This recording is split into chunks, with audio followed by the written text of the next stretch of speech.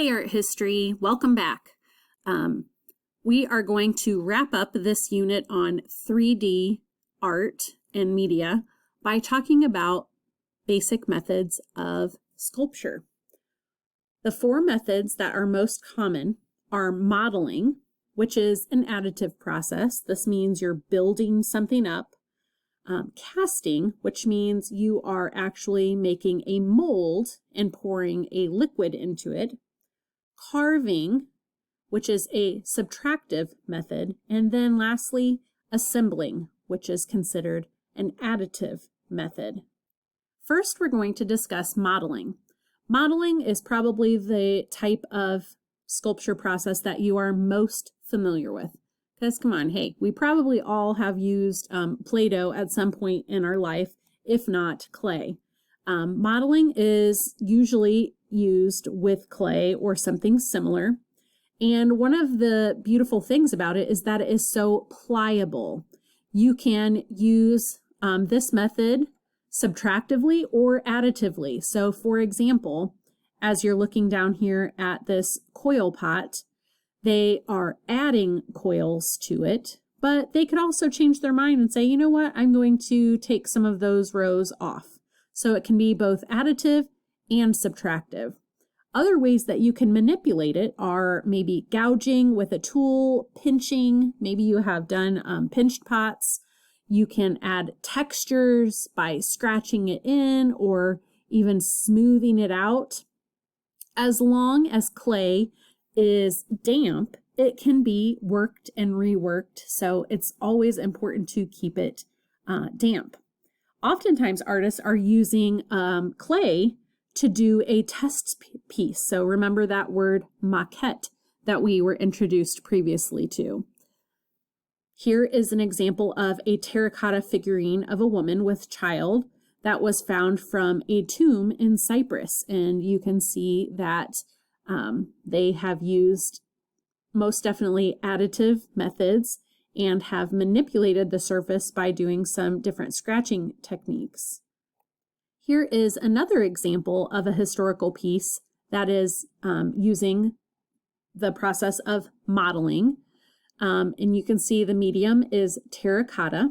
And even though this looks maybe like it could be fairly large, it's actually very small. It's just under 2 foot, but very, very detailed. You can see that the artist most likely was doing some additive methods to build up the contours of the figures and has smoothed the figures out to contrast with the texture of their environment. In this slide, we're seeing some examples of a process called casting. And if we were together in class, we would probably watch this little link, but I would encourage you to check that out on your own because the casting process is quite extensive, and we will be seeing quite a lot of cast pieces when it comes to Roman and Greek sculpture. But this is a more indirect method. You're creating a mold, so you can kind of see this example of the apple. You are creating a mold for which you are going to pour something into. And historically speaking, like the image on the right here of the figure, a metal or a bronze was a very common material to use for casting, okay? And so you can see in this image, they are heating up the molten level and pouring it into the mold. And this example here on the right is the image after it has actually been taken out of the mold and shined up, but it does not come out of the mold looking perfect like this. There's definitely still a lot of polishing and filling in little gaps and air bubbles and all of that, depending on what material you're using. Even though historically we're going to be seeing a lot with metal casting, many artists also use plaster to use for casting. Here we're seeing a couple of images of Michelangelo's The David, and I'm showing you this as an example of a subtractive method called carving. Now, typically artists would use materials like wood or marble or stone as materials that would be common to subtract. Now you can imagine that chiseling away, you have to really think about your process a lot differently. So the David statue here by Michelangelo, which we will definitely talk more about when we get to Renaissance art, but this was one piece of marble that Michelangelo had to envision where he was going to start chiseling away. Where were those negative spaces? How will he support the weight of this?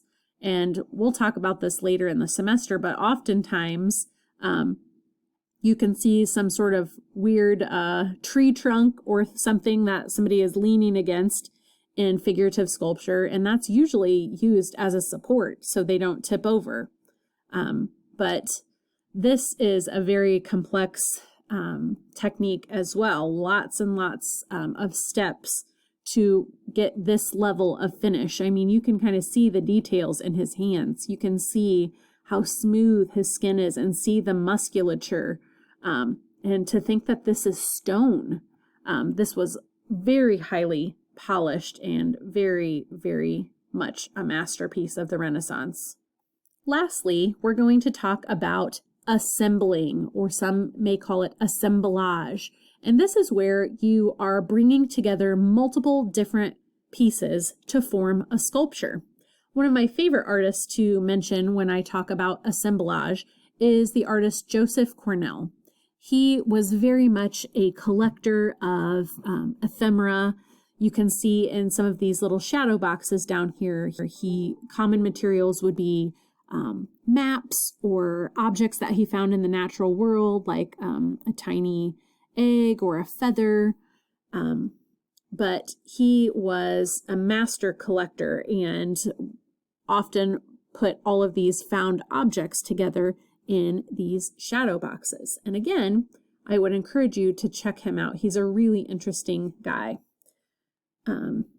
I am going to be honest with you. I don't remember the name of this artist, but I found this when I was researching, and I thought, what a great contemporary example of assemblage where you are using all of these different found objects. We're seeing buttons, and it looks like maybe Legos, all sorts of different things to build up an entire artwork. So we could also classify this as being relief sculpture because it is flat. It is meant to be only seen from one angle.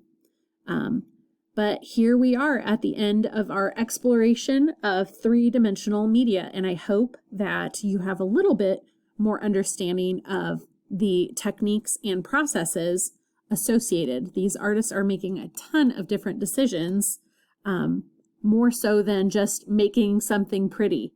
So it's really important for us to understand some of the methods to their madness.